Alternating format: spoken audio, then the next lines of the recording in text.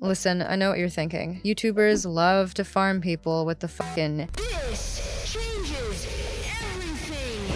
thumbnails for their MMO videos, and then when you actually go to watch these kinds of videos, the things that supposedly change everything aren't usually anything super significant. Like in the case of ESO, we might be talking about the addition of master crafting tables, or the increasing of the mount speed cap. Don't get me wrong, those things have been pretty neat additions to the game, but man, let me tell ya, I am not clickbaiting your asses when I say this. The devs really are cooking up something for the next ESO update that is really gonna change the way people play the game. In fact, Update 46 might be one of the most significant updates that ESO has had in recent times. Aside from the brand new gameplay system Subclassing, which is ESO's take on the traditional multiclassing systems that you might be familiar with in other games, that will be implemented into the game very soon, there's a lot of new content we can expect throughout 2025, like a content pass, welcome back features for returning players, and an entirely new, massive scale, one-time PvE event. By the time you're watching this, the ESO Direct livestream that announced some of ESO's upcoming content will have just wrapped up. But lucky for me, I was able to attend a virtual preview event a few days ago with other content creators and press to be able to get an early look at what would later be revealed in that stream. In this video, I'd like to take a moment to walk you through all the new content that we can expect this year, and also share some of the developers' answers to the questions that were asked live at that preview event. My understanding is that there will be a live after show that will take place after the Global Direct, so that won't be covered in this video because that has not yet come to pass. If you tune into my developer livestream recap videos on occasion, it's worth noting that this one's going to be a little bit different just because I didn't have access to the VOD footage to use in this video, but Zos was kind enough to provide myself and other creators with visual assets to use instead. Without further ado, let's get into some of the wild stuff that we can expect in ESO in 2025. To kick things off, the developers reiterated what Matt Fire announced in his annual letter to the community earlier in the year, that it's time to shake things up and change the way content is delivered in ESO. Annual chapters are a thing of the past. Instead of releasing a whole bunch of content all at once by way of a purchasable chapter, the developers will provide an assortment of new and old content styles and systems to enhance the base game, with a focus on experimenting with new and different types of content. We've already seen some of this philosophy in action by way of the new tutorial and the Cyrodiil Champions experiment. For those who missed it, the Cyrodiil Champions test was conducted to try to get to the root of the issues that caused such laggy conditions in Cyrodiil. The devs intended to bring Cyrodiil back to its glory days of epic-sized battles without performance problems that players experienced during the early launch days. Cyrodiil Champions was the next step in the devs' series of tests to try to resolve these issues, and it consisted of stripping down and simplifying everyone's class skills while removing universal skill lines entirely, among other things. I'll talk about this subject some more in the Q&A section of the video, as the devs provided a short but insightful follow-up to this test. Next up, the devs very briefly spoke about what they call welcome back features. These features are exactly what they sound like. Means for returning players to easily find their footing after a break from the game. Sometimes, players take long breaks from the game, and when they come back, they're a little lost or overwhelmed by all of the new systems and features and content that they've missed out on while they were away. The new welcome back features aim to help remedy this by allowing these players to get caught up to speed a little better. The devs spoke to us a bit about how they're looking at ESO's previous content with fresh eyes, including the game's OG storyline. Finally, after all these years, we're receiving a sequel to the game's main questline from 2014, and we'll be getting that as a part of the seasons of the Worm Cult content that we'll be able to play through this year. The Worm Cult has returned, and they're seeking revenge after getting absolutely f***ing farmed by the Vestige in the main questline. You'll be tasked with traveling to a new island called Solstice, where the Worm Cult are f***ing shit up. Why or how they've returned is a mystery that we'll just have to figure out. Most of the updates that come out this year will be a part of these seasons of the Worm Cult, but this content won't all be coming out at once. Again, content will be delivered on a seasonal cadence instead. We can expect a mix of themed story content, dungeons, a new trial, and even a massive in-game event. The story element of this season will begin in June, where we'll be able to explore the new zone, Solstice, and experience a vast array of different cultures and stories. This zone is inhabited by High Elves and Argonians, who are outcasts in their original societies. As far as the vibes go, we can expect tropical forests, magical environments, and a grand, bustling city, Sunport. The architecture is clearly influenced by Aldmeri and Argonian cultures. Unfortunately, the damn worm cult have to go and ruin the vibes by establishing their base on the island. Classic worm cult behavior. Their leader, Wormblood, bro thinks he's so edgy, seeks to bring glory back to the worm cult and has directed his cultist followers to harvest the souls of the islanders. That's not very cash money of him, if you ask me. We can expect to run into a bunch of returning characters as we progress through this quest, like everyone's favorite furry, Razumdar. Moreover, we'll be able to learn more about characters who didn't quite get the chance to shine in earlier stories. We can also expect to encounter new types of monsters in Solstice, like Argonian behemoths with feathers, stone Argonian guardians who have been reawakened to protect their ancient ruins, and a new Daedra that looks like a demon satyr-like creature. Great, they took my least favorite overland mob in the game and made it creepier. Okay, is it just me, or do you guys find these ads to be a bit unsettling? Honestly, if I saw that damn thing in my living room, I'd stomp on it until it was a small brown stain. Endgame PvE players will be eager to hear that we're also getting a new 12-player trial in Update 46, Austin Cage. This trial consists of a gigantic vault in Cold Harbor that holds a powerful Daedric relic, one that absorbs pain and suffering and transforms it into power. Naturally, Molag Bal's Daedra want this relic for themselves, so it will be up to us to infiltrate the vault and destroy that shit. The devs have assured us that we can expect a lot of new, neat mechanics and exciting rewards from Austin Cage. Alright, enough lollygagging, let's finally talk about the new system that's debuting in Update 46, the subclassing system. The developers have stated that this is a brand new way to help players build their player fantasy by giving them more freedom when it comes to building their characters. This new system that will be coming to the base game, you heard that right, will allow you to use skill lines from other classes, all without having to re-roll a new character. After reaching level 50, you'll be able to add and remove skill lines from the 7 current classes that are in the game. You want to play as an elementalist? Go for it, man. Choose a primary class like the sorcerer, and then add skill lines from the warden and the dragonite to be able to wield fire, ice, and lightning magic.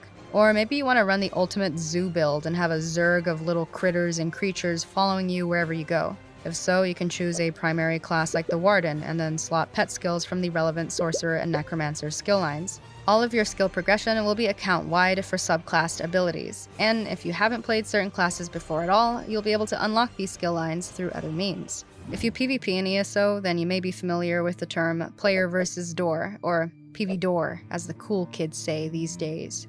Well, allow me to introduce you to what the devs called Player versus Wall, aka the Writhing Wall event. Upon entering Solstice, you might notice this gigantic ethereal wall that blocks off the eastern part of the island. Eventually, we'll be able to participate in a real-time, world-changing, server-wide event where we will be tasked with busting this wall down. Your activities will have real impacts on the game as you defend the area and build weapons to take out the wall. The goal will be to work together with fellow players to breach the wall from the west to unlock the content that takes place on the east side of the wall for your entire server. Eastern Solstice will become available in the 4th quarter of the year. We can expect the general vibe and feel to be quite the opposite of the idyllic shores of Western Solstice. The related quest will require us to forge allies with ancient peoples to prepare for the final battle to defeat the worm cult threat. ESO will also now have a content pass. This will bundle together all of the content that's coming out this year. So when content launches throughout the year, owners of the Fortnite Battle Pass,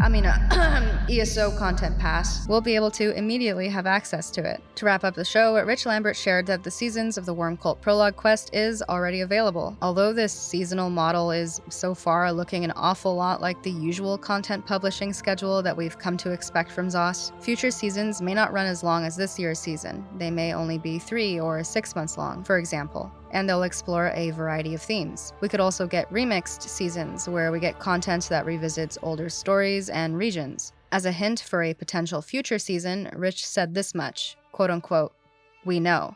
Perhaps this is a reference to the iconic Dark Brotherhood letter, meaning we may get a Dark Brotherhood-themed season. That's what I'm thinking anyways. After watching the Global Direct presentation that was aired for the rest of you guys on the 10th, we were treated to a live question and answer segment with the developers. Here, attendees of the virtual preview event were able to submit questions about what they had just seen, and people could upvote the ones that really resonated with them, so that the devs had a greater chance of seeing them. The devs then took the time to answer quite a few of these questions. I'll go over them with you now, and I've been sure to include timestamps that separate the different topics for easy navigation. Right off the bat, there were a lot of questions about the content pass. Surprise, surprise. People wanted to know more about what it was, what players got from it, and how it's different from ESO Plus, the current subscription model that the game has. The developers answered by first reiterating that 2025 is very much a quote-unquote transition year for ESO. The plan is to transform ESO's content release cadence so that it's a little shorter than it has been in the past, what with the usual massive launches of a bunch of content in June that gets packaged into a singular chapter. They're straying from this format so that they can stretch out the development process such that they can start inserting other much-needed improvements to the game throughout the year that typically aren't included in a chapter. Things like improving the game's tutorials or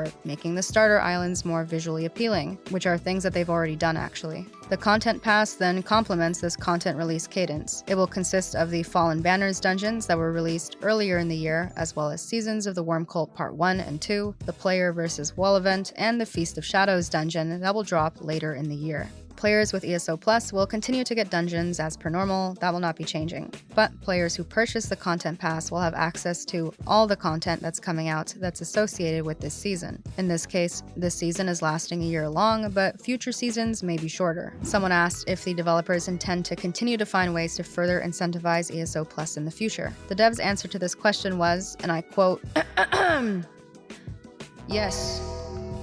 I'm serious, that's all they said to that one. The devs were also asked when we can expect the content pass to drop and how much it'll cost. The content pass will be made available right after the Global Direct show airs on Thursday, so by the time you're watching this, it's already out. And it will cost $49.99 USD for the entire year. Additionally, the Fallen Banners DLC will be available in the Crown Store a few hours after the show. People wanted to know more about that Writhing Wall event, or as the devs called it, Player vs. Wall. Finally.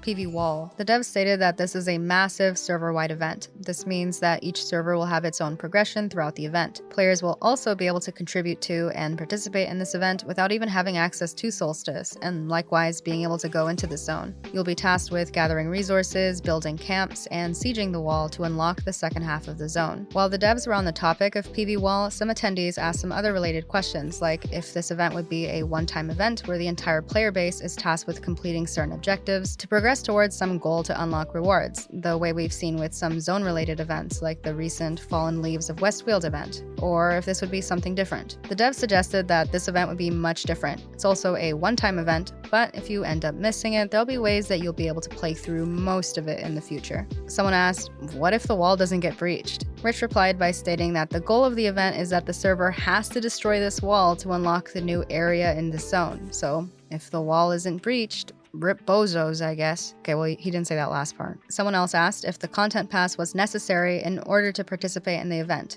Fortunately, you don't need the content pass for this. You can participate in the event outside of Solstice. Naturally, there were a lot of questions about subclassing. Someone asked, what sorts of limitations will there be with subclassing? The answer is that while you can learn all the skill lines and use abilities from all these skill lines, you have to keep one of your primary class skill lines active at all times. But you can have the remaining 2 active skill lines be from other classes. Moreover, you cannot have 2 active skill lines from another class that is not your primary class. So, for example, on my Nightblade, I'd always have to have at least 1 active Nightblade skill line, and I would not be able to double up on 2 active skill lines from another class, like the Warden class per se. I could instead choose to swap out one of my Nightblade skills for a Warden one, or 2 Nightblade skills for a Warden one and something like a Sork one if I wanted to. The skills themselves are also the same straight up skills, and not some kind of artificially debuffed or nerfed skills. Someone wondered if subclassing would be part of the base game. The answer was fortunately, yeah. Anyone can experience this new system. In fact, it's a pretty accessible system to experience across the board.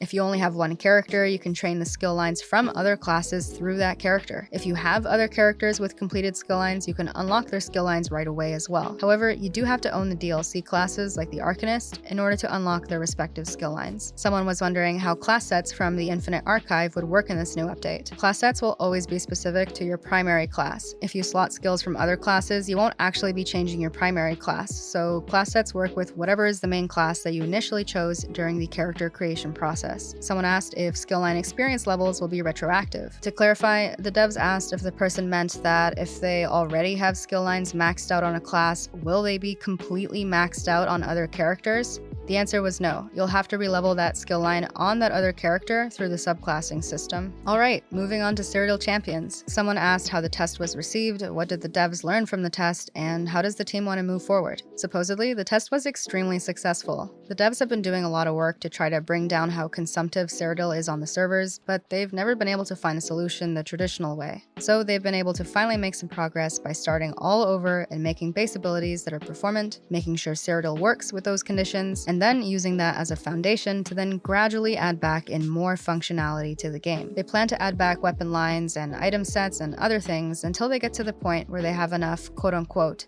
cool Cyrodiil stuff while having Cyrodiil still be performant. There are mountains of data from various logs to dig through to slow roll some of these new changes so that they can run more tests in the future. Someone asked if the Vengeance campaign will eventually replace the no CP campaigns in the future. The devs said that they're not ready to talk about that. In conclusion, the devs said that the Vengeance test demonstrated that there is a massive appetite for PvP in the community and that their original vision can be done. There's been a lot of chatter about making things easier for new and returning players, so someone wanted to know how the devs are tackling this challenge. Like most things these days, the devs are trying things out and seeing how they play out and how the community reacts to them. The team already rolled out the new player improvements last fall, and they've been increasingly adding new stuff in since then. They'll take a similar approach to their initiatives for returning players. The welcome back system will be tailored to the individual who's coming back to the game, so it won't be a one-size-fits-all experience. Returning players can expect a quest-based, reward-driven experience, but the devs can't say much more about this topic other than that. The devs keep saying that this year is a transitional year.